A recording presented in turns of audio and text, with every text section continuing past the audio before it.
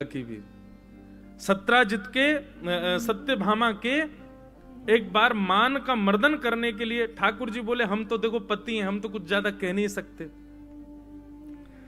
सत्यभामा जी को अपने रूप की बड़ी गर्विष्ठता, अपने रूप का बड़ा अहंकार कि मैं बहुत सुंदर हूं। और निश्चित है भगवान की 16,108 पटरानियों में सबसे ज्यादा सुंदर रूप से यदि कोई है तो वो सत्यभामा है। लेकिन बंधुओं, रूप की सुंदरता कुछ ही दिन बढ़िया लगती है, स्वभाव की सुंदरता निरंतर बढ़िया लगती है। श्री रुक्मणी जी स्वभाव से सुंदर है। रूप की ऐसी सुंदरता सत्यभामा जी के भीतर, अपने रूप के आगे वो किसी को नहीं समझते। ठाकुर जी के निज 3 पार्षदों को अभिमान हो गया। सबसे पहले तो श्री सुदर्शन जी, उनको अभिमान हुआ कि हमसे ज्यादा शक्तिशाली दुनिया में कोई नहीं। दूसरा अभिमान गरुण जी को हुआ कि हमसे तेज कोई नहीं चल सकता। और तीसरा अभिमान भगवान की पटरानी सत्यभामा को हुआ कि हमसे सुंदर कोई नहीं। और तीनों के मान का हनन करने के लिए ठाकुर जी ने हनुमान जी को बुलाया। जो मान का हनन करे, जो अभिमान दूर करे, वो श्री हनुमान जी। भगवान ने स्मरण किया, बोले देखो ये तीनों हमारे इतने सन्निकट रहते हैं कि हम कितना भी कहें सुनते नहीं। ये बात निश्चित है बंधुओं, आप जब जिसके बहुत सामीप्य में रहने लग जाते हो ना, वो आपकी गलती सुधारने का प्रयास करेगा तो भी नहीं सुधरोगे आप, क्योंकि अति सामीप्य में दोष होता है।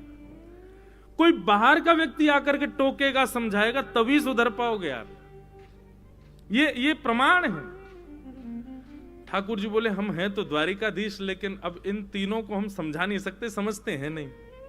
इसलिए अब किसी को ऐसे को बुलाया जाए जो इनके मान का हनन करे, इनके अभिमान को दूर करे। और मान का हनन करते हैं इसीलिए हनुमान जी को आमंत्रित किया द्वारिका। हनुमान जी महाराज द्वारिका आ गए।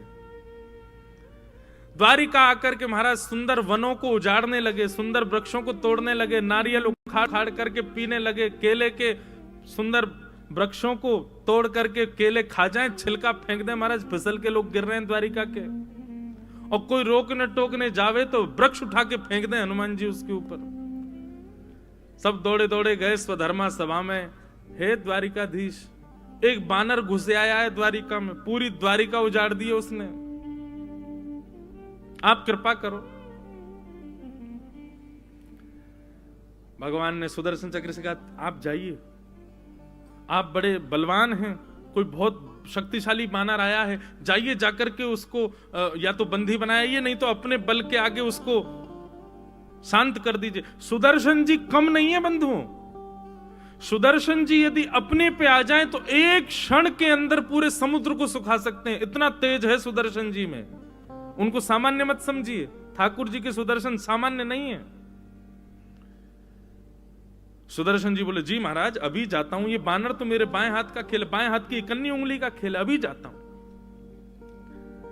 सुदर्शन जी महाराज जैसे ही गए, बोलो गंगा मैया की जय। परम वीतराग, परम भगवत निष्ठ, परम विद्वान हरिद्वार से हमारे मध्य पधारे हैं, परम पूजनीय प्रातः स्मरणीय स्वामी श्री विवेकानंद जी महाराज। सब लोग करतल ध्वनि से महाराज जी का स्वागत करें। बोलो द्वारिकाधीश की, गंगा मैया की जय। जय हो विराजो महाराज। जय श्री कृष्ण महाराज। गंगा मैया तुम्हारी जय जय हो, गंगा मैया तुम्हारी जय जय हो, गंगा मैया तुम्हारी जय जय हो, मैया तुम्हारी जय जय हो, विष्णुपदी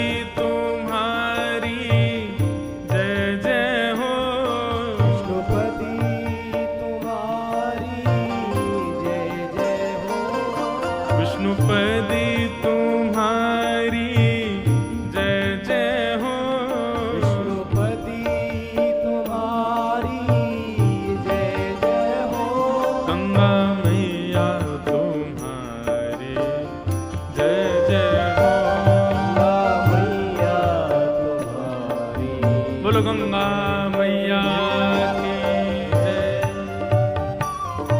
देखो, हम ब्रजवासी यहाँ आए तो गोमती जी में यमुना जी का संगम हो गया, तो गोमती यमुना समुद्र संगम। लेकिन आज हरिद्वार से महाराज जी पधारे हैं तो कहीं ना कहीं आपके संपूर्ण अंग में कहीं तो गंगा जी अवस्थित हैं। आप हरिद्वार में रहते हैं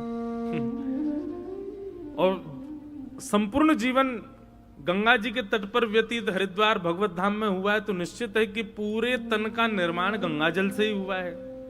तो महाराज जी यहां पर जितने क्षण भी विराजमान रहेंगे मानो गंगा जी का गोमती जी में मिलकर के समुद्र संगम। देखो यहां पर तीर्थराज प्रकट हो गया है हमारे ब्रज द्वारिका मिलन महोत्सव में। अभी कहां कहां से वैष्णव संत जन पधारेंगे, उतना आनंद होता रहेगा।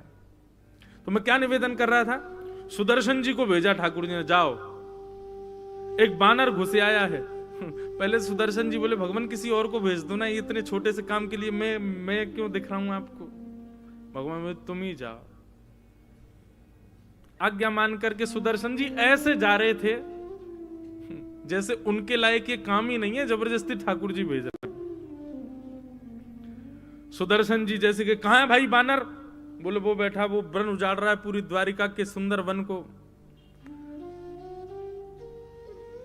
सुदर्शन जी ने जैसे प्रवेश किया, बोले इसके लिए तो एक अणु मात्र तेज ही काफी है। एक अणु तेज भी, 1% तेज भी सुदर्शन जी का इतना तेज है कि उसके सामने सूर्य भी फीका है। उन्होंने 1% अपने एक अणु तेज को प्रकट करके जैसे ही हनुमान जी पर आक्रमण किया, हनुमान जी बोले कहां क्या चमक रहा भाई, बड़ा डिस्टर्ब कर रहा हमको खाने पीने में। पकड़ करके सुदर्शन जी को ऐसे कांख में दबा लिया। सुदर्शन जी महाराज की जीभ बाहर निकल आई, बोले जे भाई क्या खूब जोर लगा लिए, 100 के 100 अणु तेज प्रकट कर दिया, लेकिन हनुमान जी के बाम से नहीं निकल पाए। शाम हो गई, सुदर्शन जी नहीं आए। द्वारिका के लोग गए स्वधर्मा सभा में, हे द्वारिकाधीश, बोले बानर ने पूरी द्वारिका उजाड़ दी है, पहले तो वन में ही था, अब तो घरों को तोड़ रहा है। भगवान बोले हमने सुदर्शन जी को भेजा था, वो कहां गए। बोले पता ही नहीं है, आते पते नहीं है, बस एक क्षण के लिए उनका तेज दिखा पर अंतर ध्यान हो गए, कहां गए किसी को नहीं पता। भगवान बोले सुदर्शन जी, तभी भगवान ने कहा गरुण जी आप जाओ, आप देख के आओ और सुनो। हमें तो लगता है सुदर्शन जी के वश में ना आने की सामर्थ्य केवल हनुमान जी में है, कहीं वानर के रूप में हनुमान जी तो नहीं आए। आप इनको तुरंत जाकर के बोल के आओ कि शीघ्रातिशीघ्र मेरे पास आवे। गरुण जी बोले भगवान शीघ्रातिशीघ्र शब्द प्रयोग करने की आवश्यकता नहीं, आपको पता नहीं मेरी गति कितनी तेज है, मन से भी तेज चलता हूं मैं, आप शीघ्रातिशीघ्र क्यों करें।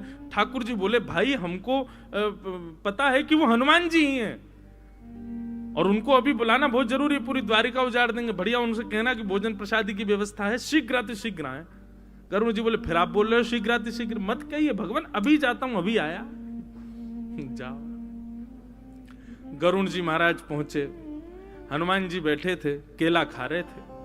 गरुड़ जी ने आके प्रणाम किया, जय हो हनुमंत लाल, आइए आइए आइए। बोले वो हमारे सुदर्शन जी आए थे आपके पास, कहां हैं बेचारे।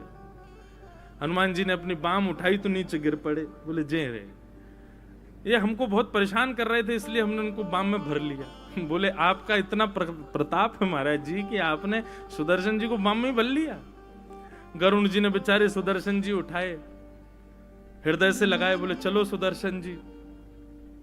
बोले मेरे तो प्राण निकलने वाले थे, आप थोड़ी बहुत देर नहीं आते तो सुदर्शन जी वैकुंठ ही पहुंच जाते। गरुड़ जी महाराज बोले भगवान आप द्वारिका धाम पधारे हैं, राघवेंद्र सरकार श्री कृष्ण रूप में द्वारिका में विराज रहे हैं, द्वापर चल रहा है, आपकी प्रतीक्षा में बैठे हैं, जल्दी पधारिए। हनुमान जी बोले आप पहुंचो, आपके पहुंचने से पहले पहुंच जाऊंगा। गरुड़ जी बोले क्या बताएं मां, भगवान कहते हैं शीघ्रातिशीघ्र, जे कह रहे हैं मुझसे पहले। अरे इनको पता नहीं है किसी को भी मेरी गति कितनी है, मैं मन से भी तेज चलता हूं। गरुड़ जी बोले नहीं मैं आपको लेने ही आया हूं, संगी चल दो, अभी पहुंचा दूंगा, आप पता नहीं कितनी देर में आओगे। बोले देर नहीं भाई, तुम पहुंचो, तुमसे पहले पहुंच जाएंगे हम। गरुड़ जी बोले ठीक है।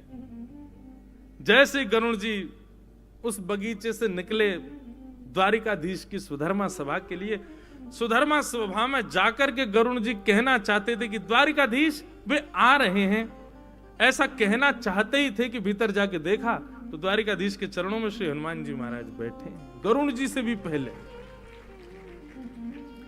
पहला मान दूर हुआ श्री सुदर्शन जी का, दूसरा मान दूर हुआ श्री गरुण जी का, अब तीसरा मान क्या? सत्यभामा। हनुमान जी जब से आए तब से खड़े हैं और नेत्रों में अविरल अश्रुधार। भगवान बोले हनुमान जी समीप आ जाओ, पास आ जाओ, बैठ जाओ भैया, हृदय से लग जाओ। बोले नहीं, पहले मैं आपको प्रणाम करूंगा फिर हृदय से लगूंगा। ठाकुर जी बोले तो कर लो प्रणाम, तुमको आए हुए इतनी देर हो गई, ना प्रणाम कर रहे हो ना हृदय से लग रहे हो, बस रोए जा रहे हो।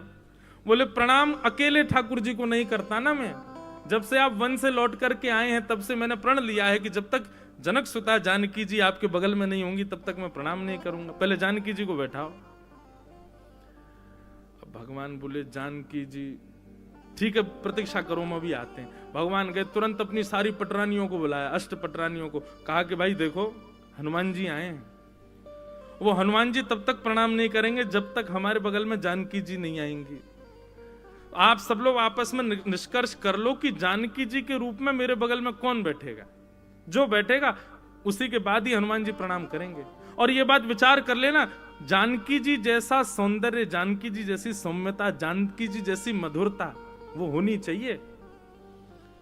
अब चर्चा तो बहुत दूर की बात, सत्यभामा जी ने पहले हाथ उठा दिया, बोले महाराज ये तो कहने की बात नहीं है, पूरी द्वारिका जानती, मुझसे ज्यादा सुंदर कोई नहीं है। ये सब भी राजी हैं इस बात में, मैं आती हूं जानकी जी के रूप में। भगवान बोले पधारो। रुक्मणी जी भी मंद मंद मुस्कुरा रही थी, रुक्मणी जी तो जानकी जी हैं, लेकिन कह रही ठीक है कोई नहीं, इनको भी होने दो, मान ही तो दूर करना है। और महाराज आज वैसे तो सुंदर है सत्यभामा, लेकिन आज और सुंदर श्रृंगार किया। हनुमान जी महाराज खड़े हैं प्रतीक्षा में, नेत्रों से विरल अश्रुधार। जानकी जी को बुलाओ, जानकी जी को बुलाओ। नेत्र बंद करके खड़े थे, द्वारिकाधीश के बगल में आकर के परम सुंदर स्वरूप धारण करके श्री सत्यभामा जी आकर के विराजमान हो गए। हनुमान जी के नेत्र खुले, ठाकुर जी को देख करके मुस्कुराने लगे। ठाकुर जी बोले हनुमान जी प्रणाम कर लीजिए अब। हनुमान जी बोले पहले जानकी जी तो आ जाएं, बैठी तो है हमारे बगल में। महाराज ये जानकी जी हैं? बोले हाँ देखो जानकी जी तो हैं। अच्छा नहीं नहीं भगवान, जनक सुता जानकी जी तो सतयुग में ही हैं, हमें लगता है द्वापर में जानकी जी की सुंदरता की पराकाष्ठा तो कोई नहीं। आप विश्वास माने और बुरा ना माने, ये आपके आगे बगल में बैठी तो मुझे पता नहीं क्यों ऐसा मन में भाव आया कि हमारे राघवेंद्र सरकार कृष्ण रूप में बड़े दयालु हो गए, दासियों को भी बगल में बैठा लेते हैं, कितने दयालु हो गए। अब तो सत्यभामा का मुख इतना सा रह गया, बोले इनको मैं दासी दिख रही हूं। सत्यभामा जी उठ करके रोती हुई अपने कक्ष में चली गई। तभी श्री रुक्मणी जी का आगमन हुआ। रुक्मणी जी को देखते हनुमान जी महाराज मदमस्त हो गए, नृत्य करने लगे, आहा चरणों से जाकर के लिपट गए, तब दंडवत प्रणाम किया श्री ठाकुर जी को। तो तीनों मानों को हनुमान जी के द्वारा द्वारिकाधीश ने द्वारिका धाम में सिद्ध कराया, सुदर्शन जी, गरुण जी और श्री सत्यभामा। तो ये चर्चा क्यों शुरू हुई थी? सत्यभामा जी बड़ी सुंदर हैं, पर रुक्मणी जी का जो सौंदर्य है वो स्वाभाविक सौंदर्य है, रूप का सौंदर्य नहीं है। इसलिए बंधुओं, ठाकुर जी रूप से सुंदरता अगर स्वीकार करते तो बहुत सुंदर बन के आई थी पूतना, पर ठाकुर जी को स्वभाव की सुंदरता ही प्रिय है। वही श्री कृष्ण जब मथुरा जाते हैं तो कुब्जा को सुंदर कहकर के पुकारते हैं, जिसकी कमर 3 जगह से टेढ़ी है। इसीलिए वैष्णवों को यह बात समझ लेनी चाहिए कि श्रृंगार और स्वरूप की सौंदर्यता, इससे द्वारिकाधीश कभी नहीं रीझेंगे। स्वभाव को सुंदर बनाओ। ये छल कपट बाजी ये सब ठाकुर जी को प्रिय नहीं है। आप बाहर से सुंदर हो, भीतर ये सब है, तो ये प्रिय नहीं है ठाकुर जी को। रुक्मणी जी ने पत्र में नवदा भक्ति की प्रथम भक्ति को विराजमान किया कि श्रुत्वा गुणान भुवन सुंदर शृण्वतां ते निर्विश्य कर्ण विवरै हरतुंगतापम्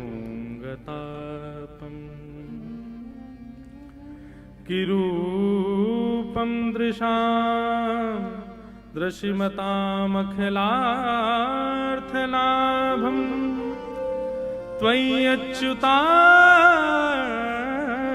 विशति चित्रपत्रपं मे। रुक्मणी जी कहती हैं, हे नाथ, मैंने आपको कभी देखा नहीं है, केवल और केवल आपको सुना है। एक संतजन कथा में बता रहे थे कि जब ब्राह्मण ने जाकर के द्वारिकाधीश को पत्र सुनाया, ठाकुर जी से कहा कि ठाकुर जी पत्र आया है, कौंडन्यपुर के महाराजा भीष्मक राजा की बेटी रुक्मणी जी ने पत्र भेजा है। तो भगवान बोले पत्र पढ़ के सुनाओ। तो जैसे ही ब्राह्मण देवता ने पत्र पढ़ना प्रारंभ किया तो प्रथम श्लोक सुनते ही, 7 श्लोक नहीं सुने द्वारिकाधीश ने, प्रथम श्लोक सुनते ही ठाकुर जी अपने आसन से खड़े हो गए और कहने लगे, लाओ लाओ भाई, रथ की व्यवस्था करो, सब व्यवस्था करो, चलो कौंडन्यपुर चलना है। तो ब्राह्मण देवता बोले, भगवान पूरा श्लोक तो सुन लीजिए, पूरे पत्र तो सुन लीजिए, 7 श्लोक हैं, अभी एक ही श्लोक हुआ है। ठाकुर जी बोले, वो सब सुनाते रहना, तुम मार्ग में चलते चलते सुनाते रहना। बोले, तुम आप कौंडन्यपुर जाने को तैयार हो गए, पहले समझ तो लीजिए कि रुक्मणी है कैसी। ठाकुर जी बोले, जो गुण हमको चाहिए वो गुण उनके प्रथम श्लोक में ही दिख गया। क्या है वो प्रथम गुण? कि रुक्मणी जी कह रही हैं कि मैंने आपको देखा नहीं, आपकी कथाएं सुनकर के आपसे प्रीति हुई है। ठाकुर जी कहते हैं, हे विप्र देवता, जिस वैष्णव को, जिस व्यक्ति को मेरी कथा में रति है, तो निश्चित है बाकी की भक्तियों में रति, बाकी के सदलक्षण और गुणों में रति उसकी होगी ही होगी। और नहीं भी कोई गुण होगा तो ये श्रवण भक्ति से वो गुण उसके भीतर आ जाएगा। एक प्रकार से ये कह दें, श्रवण भक्ति बंधुओं स्रोत है। यदि श्रवण भक्ति प्रारंभ हो गई, धीरे धीरे अपने आप सब भक्ति आ जाएंगी। आजकल क्या हो गया, यूथ के अंदर, समाज के अंदर थोड़ी भक्ति बड़ी है, लेकिन कई चीज की भक्ति बड़ी है, नाचने गावे की भक्ति बड़ी है, सजवे धजवे की भक्ति बड़ी है, अपने आप को भक्त दिखाने की भक्ति बड़ी है। लेकिन उन्हीं लोगों को कथा में ले आओ तो कथा में रुचि नहीं है। इस बात का प्रमाण है कि आपकी भक्ति जो है वो केवल और केवल लोक रंजन के लिए है, ठाकुर जी के रंजन के लिए नहीं है। ठाकुर जी की रंजन की भक्ति जब प्रारंभ होगी तो सबसे पहले आपके भीतर श्रवण भक्ति आएगी। श्रवण, रुक्मणी जी श्रवण भक्ति की आचार्या हैं। तो ठाकुर जी से कहती हैं, मैंने केवल आपको सुना है, आपको देखा नहीं है, और सुनकर के आपको अपना प्रियतम मान लिया है। श्रवण भक्ति का और लक्षण बताते हुए श्री रुक्मणी जी कहती हैं, हे नाथ, भले ही किसी ने आपको देखा ना हो, लेकिन आपके स्वरूप का वर्णन मात्र उसने सुन लिया हो तो निर्विश्य कर्ण विवरई हरतोंगतापम, अपने कानों से यदि आपकी भक्ति का श्रवण कर ले तो श्रवण मात्र से उसके हृदय के जितने भी ताप, संताप, पाप आदि व्याधि, जो भी कुछ उसके हृदय में आपकी मिलन में बाधा बन रहे हैं, आपकी श्रवण भक्ति से वो सब नष्ट हो जाएंगे। नाथ, श्रवण भक्ति की महत्व को भी श्री रुक्मणी जी बताती हैं। रूपम दृशाम दृशिमतामखिलार्थलाभम त्वय्यच्युता विशति चित्रपत्रपम में। वैसे तो आपका रूप देखने मात्र से व्यक्ति के सारे विषाद नष्ट होते हैं, पर भगवान, मैं जो जानती हूं कि आपके रूप से भी ज्यादा आपकी कथा में सामर्थ्य है, आपके गुणानुवादों में सामर्थ्य है विषयों को नष्ट करने की। ठाकुर जी को रोज देखता था कौन? धृतराष्ट्र। रोज देखते थे समस्त कौरव, लेकिन अपने कुभावों को नष्ट नहीं कर पाए।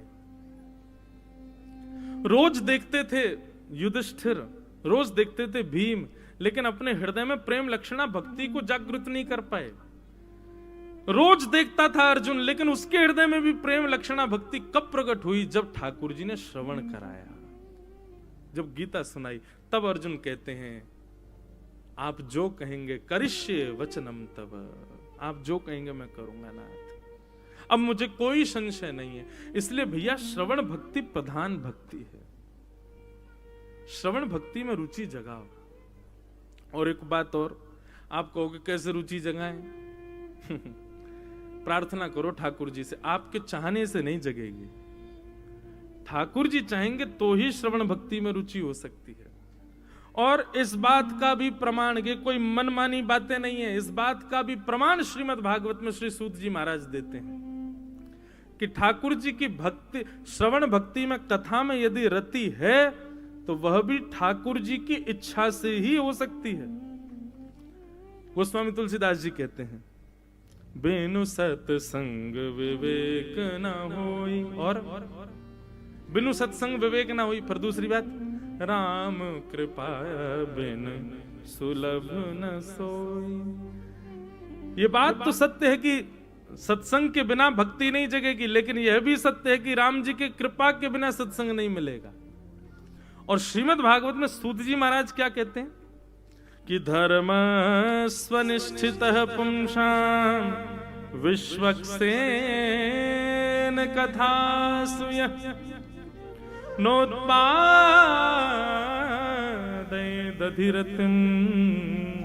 श्रम एव हि केवलम्। आप कितना भी अन्य साधनों को कर लीजिए, अन्य साधन मतलब कितना भी तीर्थ यात्रा कर लो, कितना भी गोमती सागर में स्नान कर लो, कितना भी गंगा सागर में स्नान कर लो, कितना भी आप त्रिवेणी संगम प्रयागराज के स्नान कर लीजिए, आप कितने भी कुंभ के शाही स्नान कर लीजिए, ठीक है, सबका महत्व अपनी जगह है। लेकिन इनके भी जो महत्व आप सुनते हैं, हर की पौड़ी पर स्नान का महत्व, ऋषिकेश में स्नान का महत्व, सागर में संगम में स्नान का महत्व, ये सारे महत्व भी तब फलीभूत होते हैं कब? जब यहां कह रहे हैं विश्वक्सेन कथा सुयह रतिम। यदि ठाकुर जी की कथा में आपकी रति हो रही है तो आपके समुद्र स्नान, नदी स्नान, तीर्थ यात्रा, शंकर जी पर बिल्वपत्र चढ़ाना, अलग अलग जगहों पर जाना, द्वारिकाधीश की ध्वजा अर्पित करना, 56 भोग के मनोरथ करना, ये सारे आपके तब फलीभूत माने जाएंगे कब? जब आपकी कथा में रति होगी। समझ में आ रही है बात? नहीं आ रही? आप कितना भी अन्य साधन कर लीजिए, कितनी भी तीर्थ यात्राएं कर लीजिए, और सबको करने के बाद एक बार कथा में जाकर के बैठिए। यदि कथा में आपको रुचि बन जाए, अच्छा कथा में रुचि बन जाए, इसके भी कैसे पता चले कि रुचि बन गई है? अब आप लोग यहाँ आए हो, इतनी दूर से आए हो, तो क्या करें, दिन भर कुछ काम तो नहीं, कथा सुननी पड़ेगी जबरदस्ती? ऐसे नहीं। रुचि बनने का मतलब है कि आप ये तक भूल जाओ कि कब 1 बज गए और कब कथा विश्राम हो गई। 1 बजने पर आपके मन में आए कि अभी तो कथा अभी तो प्रारंभ ही हुई थी, इतनी जल्दी विश्राम भी हो गई। ये होता है कथा में रुचि बनना। कथा में रुचि बनने का दूसरा अर्थ क्या है? बाग गदगदा द्रवते यस्य चित्तम रुदत्य भिक्षणम हसति क्वचिच्च विलज्ज उद्गायत नृत्यते च मदभक्ति युक्तो भुवनम पुनातु। वाणी गदगद हो जाए सुन करके, नेत्र सजल हो जाए सुन करके, निर्लज्ज होकर के, आगे पीछे वाले क्या सोचेंगे, निर्लज्ज होकर के नृत्य करने का मन करने लग जाए, और किसी को दिखाने रिझाने के लिए नहीं, बस श्याम सुंदर के लिए, ऐसी भावना हृदय में प्रकट हो जाए, समझो मदभक्ति युक्तो भुवनम पुनातु। तब समझो कि आपके अंदर कथा के प्रति रति जगी है, और यही रति इस बात का प्रमाण है कि आपके अन्य सब साधन ठाकुर जी स्वीकार करते हैं। आप 56 भोग लगाओ, ध्वजा चढ़ाओ, गिरिराज जी की परिक्रमा कर आओ, संत जनों को प्रणाम कर दो, संगमों में स्नान कर लो, लेकिन कथा में आती हो लगे कब 1 बजेंगे, कब भोजन होगा, कब यहां से जाएंगे, कब कुछ होगा, कब कोई भजन आएगा, कोई कीर्तन आएगा। अच्छा, मैंने भी एक नया नियम शुरू कर दिया। अभी क्या होता है कि लोग बाग प्रश्न पत्र भेजते हैं तो उसमें लिख के, महाराज जी 1-1.5 घंटा में एक भजन सुना दिया करो। मेरे पास सब साधन, हमारे सब गंधर्वजन बैठे रहते, महाराज जी कुछ गाओ। गला भी दिया ठाकुर जी ने, पद भी बहुत सारे, लेकिन मैं जानबूझ के नहीं गाता। क्यों नहीं? कथा सुनो, क्योंकि प्रथम भक्ति श्रवण है, दूसरी भक्ति कीर्तन है। जब तक श्रवण में रति नहीं हो तब तक कीर्तन में नहीं जाने देंगे। कीर्तन भक्ति में तो सबको आनंद आता है, जो सो भी रहे होते हैं कीर्तन भक्ति में वो भी उठ जाते हैं, लेकिन श्रवण भक्ति में जगे रहो, ये ठाकुर जी की कृपा है। तो श्रवण भक्ति ये प्रथम भक्ति है।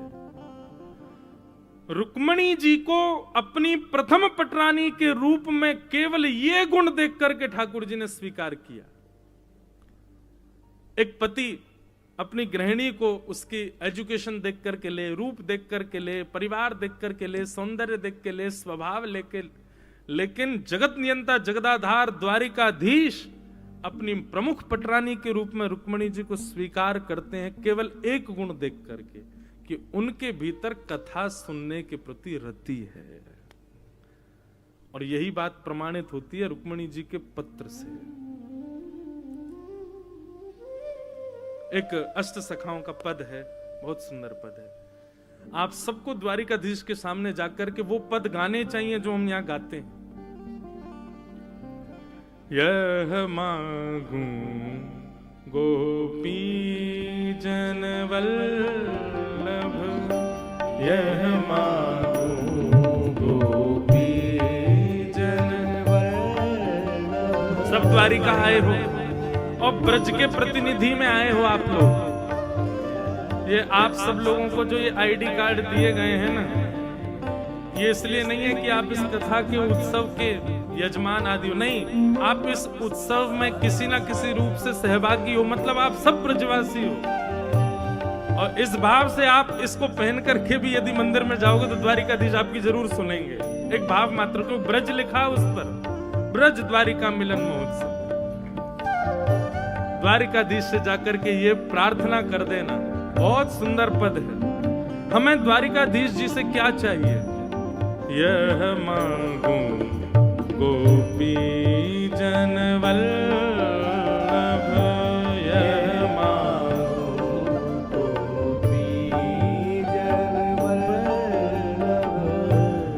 मानुष जन्म और हरि सेवा, मानुष जन्म और हरि सेवा, मानुष जन्म और हरि सेवा, मानुष जन्म और हरि सेवा। ब्रजवस बोधी जो मोहि सुलभ, ब्रजवस बोधी जो मोहि सुलभ। कितनी सुंदर कामना है, ऐसी कामना हर व्यक्ति को करनी चाहिए। क्या मांग रहे हैं ठाकुर जी से? मानुष जन्म। एक तो ठाकुर जी ये कृपा करना, इस जन्म में तो आपने मानव बनाए, अगले जन्म में फिर मानव बनाना। मानुष जन्म, लेकिन अगले जन्म में कुछ प्रायोरिटीज रखिएगा। मानुष जन्म और हरि सेवा।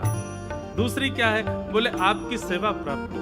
मानुष जन्म और हरि सेवा। और तीसरा, ब्रज बसी बोधी जो मोहि सुलभ, ब्रज बसी बोधी जो मोहि। अभी 14 तारीख को ठाकुर जी का जन्मोत्सव, हमारे गिरधर लाल जी का। उस दिन हम पूरी बधाई गायन के बाद एक पद जरूर गाते हैं। क्या? बधाई में दीजो श्री ब्रजधाम। हे ठाकुर जी कृपा करना कि आपके इन उत्सवों की बधाई हमको केवल एक रूप में मिले। हमको वैकुंठ जाना है, साकेत जाना है, गोलोक धाम जाना है, लेकिन 7 दिन जाना है, बस कथा बता करके फिर वापस आ जाएंगे हम। 7 दिन के लिए वैकुंठ जाएंगे, कथा करके दोबारा वृंदावन ही आएंगे। हमको वृंदावन चाहिए नाथ, हमको वृंदावन नहीं छोड़ना है। ये ब्रज सदा हमारे चित्त में बसा रहे। ब्रज बस बोधी जो मोहि सुलभ, ब्रज बस बोधी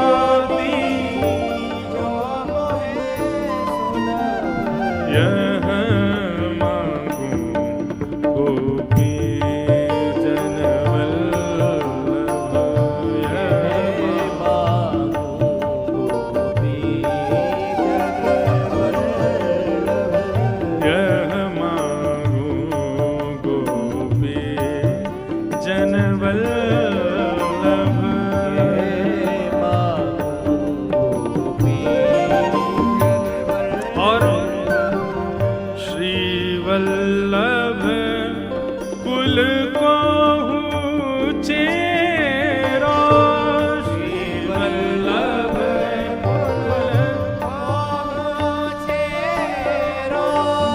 श्री रामानुज कुल को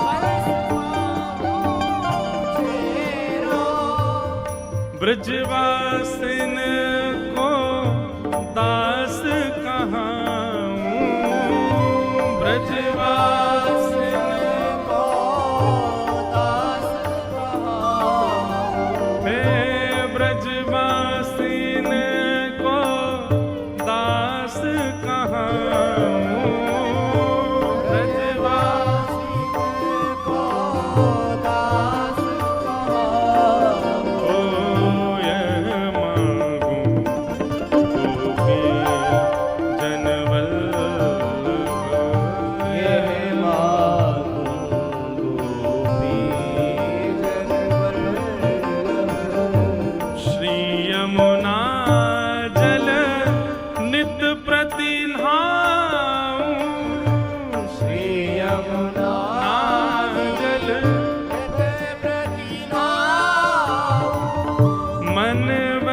क्रम कृष्ण गुण गाऊं, मन वच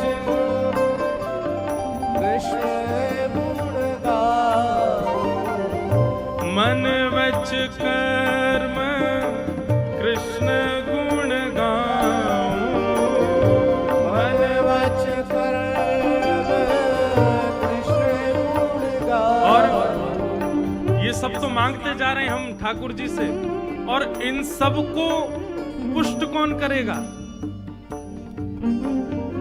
धन तो बहुत मिल गया, लेकिन लॉकर नहीं है तो छुपाओगे कहां? चोरी हो जाएगा। आपको ब्रज मिल गया, ब्रजवासियों की सेवा मिल गई, यमुना जी का स्नान मिल गया, ठाकुर जी की सेवा मिल गई, ये जितनी भी वस्तु हमने मांगी सब मिल गया, लेकिन लॉकर भी तो चाहिए। और लॉकर क्या है? श्री भागवत श्रवण सुनु नित, श्री भागवत श्रवण सुनो, श्री भागवत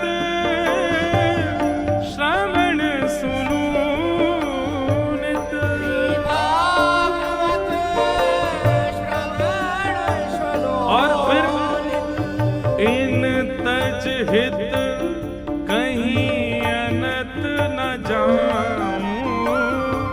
इन तज हित कहीं अनत न जाऊं, परमानंद दास यह मांगत है,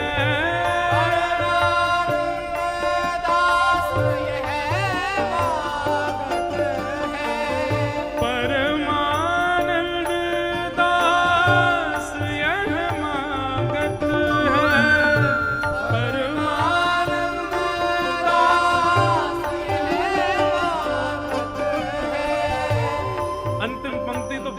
है, सब मांग लिया ठाकुर जी से, और सब मांगने के बाद भागवत जी मांगे, और भागवत जी मांगने का अंतिम भाव क्या है? नित निरखूं कबहू न अघाऊं, नित निरखूं कबहू न। हे नाथ, मैं खाने में थक जाऊं, भोजन करने में थक जाऊं, सोने में थक जाऊं, नाचने में थक जाऊं, सब कार्यों में थक जाऊं नाथ, लेकिन जब आप मेरे सामने खड़े हो, स्वामी श्री हरदास जी महाराज कहते हैं, ऐसे ही देखत रहूं तो मैं जन्म सफल कर मानूं, प्यारी को भामतो भामती को प्यारो, युगल किशोर एक ही जानो, यह मांगू गोपी जन वल्लभ। श्री परमानंद दास जी कह रहे हैं, नित्य निरखूं कबहू न अघाऊं, नित्य निरखूं कबहू न अघाऊं, यह मांगू गोपी जन वल्लभ, यह मांगू गोपी मानुष जन्म और हरि सेवा,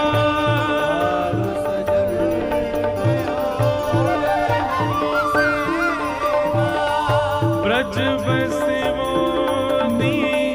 जो मोहे सुलभ, ब्रज बसिवो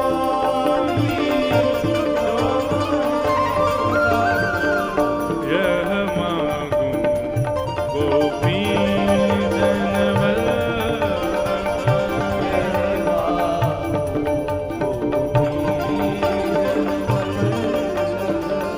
यह मांगू गोपी जन वल्लभ, यह